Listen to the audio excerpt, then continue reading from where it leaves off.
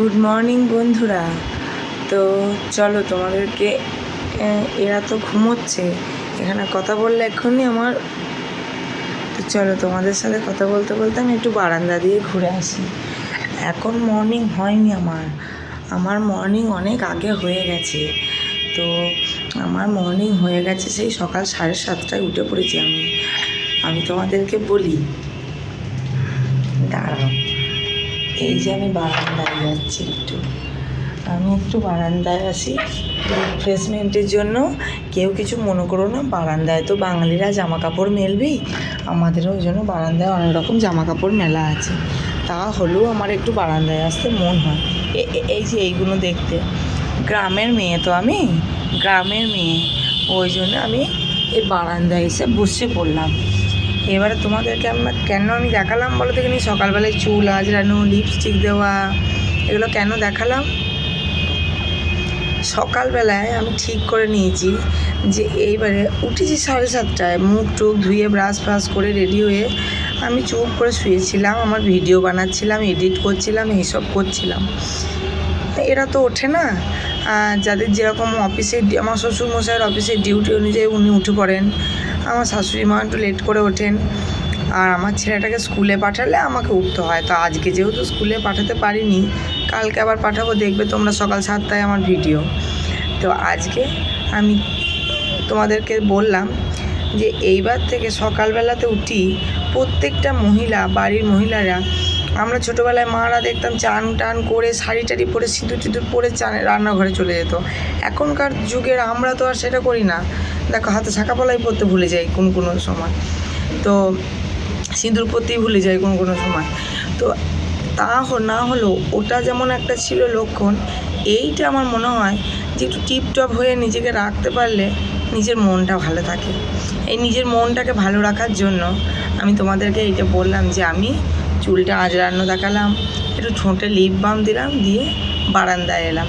এবার যাবো একটু চা বসাবো, চা বসিয়ে গরম গরম চা ডেকে শ্বশুরমশাইকে দেবো, আমি খাবো, তারপরে ছেলেকে তুলবো, ওকে পড়তে বসাবো। এরম করে করে রুটিনটা এবার শুরু হবে আমার আজকের দিনে। তো সারাদিন দেখতে থাকো। এই দেখো, রান্নাঘরে চলে এসেছি। চলে আসার পরে চায়ের কোটোয় কাল থেকে বাবা চা নিয়ে এসে রেখে দিয়েছে, লিকার চায়ের চা পাতা, সেটা ঢালা হয়নি, খুব সুন্দর সেন্ট। এই চা পাতাটা কোটোয় ঢেলে দিচ্ছি।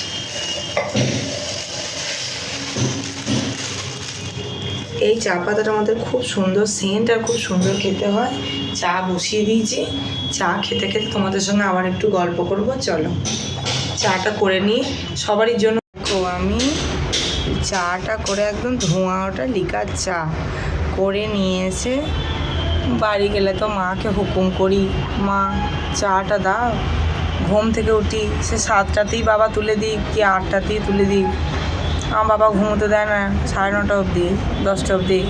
সেটা এইখানে হয়, আমার আবার উল্টো, শ্বশুর বাড়িতে 9:30 10টা অবধি ঘুমোতে পারি, বাপের বাড়ি গেলে 7টা 7:30টায় উঠে পড়তে হয়, আমার বাবার পছন্দ করে না। তো তখন উঠি যে মাকে বলি চাটা দাও, সেটার যা আনন্দ, সে আনন্দ আর কোথায় পাবে। যাই হোক, এখানেও আমার শাশুড়ি মা মাঝে মাঝে করে রাখে, মানে আমি আমার ছেলেকে স্কুলে দিতে গেলে শাশুড়ি মা চা করে রাখে, এসে আমি পাই। তো আজকে আমি মনে হলো যে না, চাটা করিয়ে নিই। তো ধোঁয়া ওটাই যে লিকার চাটা, আর সাথে 3খানা বিস্কুট এখন খেয়ে নিই, তারপর পরে জলখাবার। চলে এসেছি এই দেখো বারান্দায়, আবার সেই বারান্দায় চা নিয়ে বসে বসে এখন চা খাই, আর দিনটা হলো। এতক্ষণ নিজের রিফ্রেশমেন্ট হলো, এবার ফ্যামিলির সবাই উঠে পড়েছে। এটা হচ্ছে বরের খাওয়ার, অফিস যাবা, আর এটা ছেলেকে খাওয়াবো চা বিস্কুট। একবার বলো, ঘ, ভেরি গুড, চ, ছ,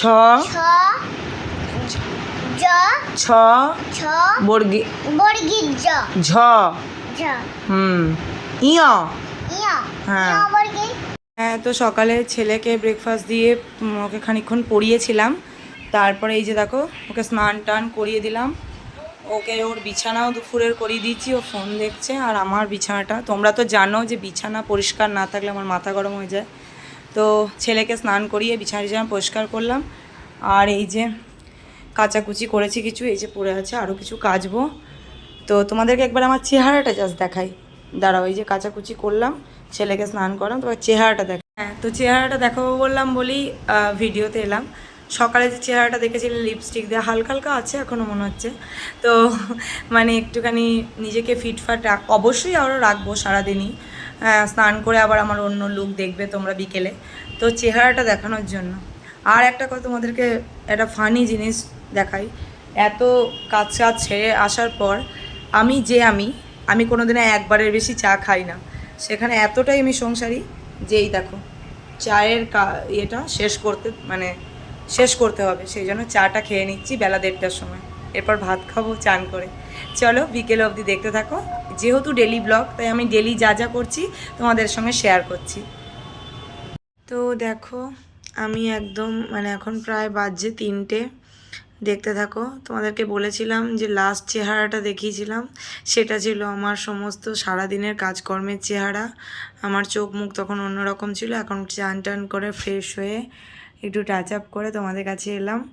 তো ছেলেকে ঘুম পাড়াতে প্রায় 1 ঘন্টা সময় লাগলো। ওকে ঘুমটুম পাড়িয়ে আমি আমার আর একটা ঘরে চলে এলাম তোমাদের সাথে একটু কথা বলবো বলে।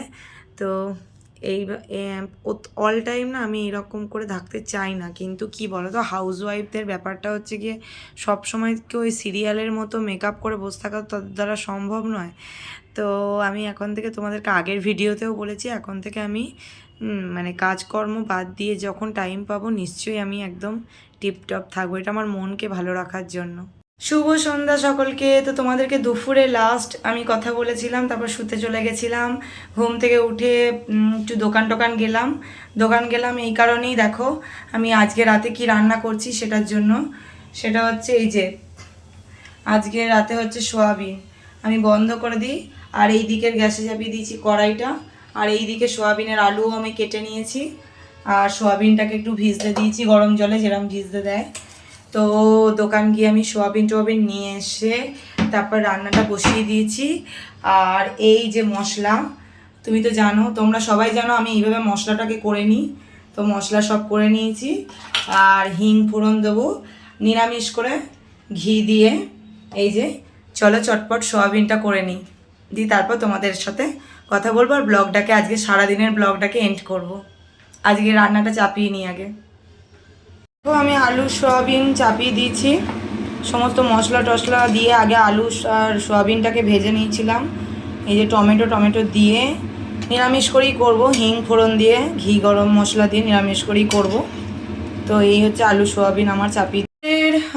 টিউসডে যে ব্লগটা এখানে আমি এন্ড করলাম।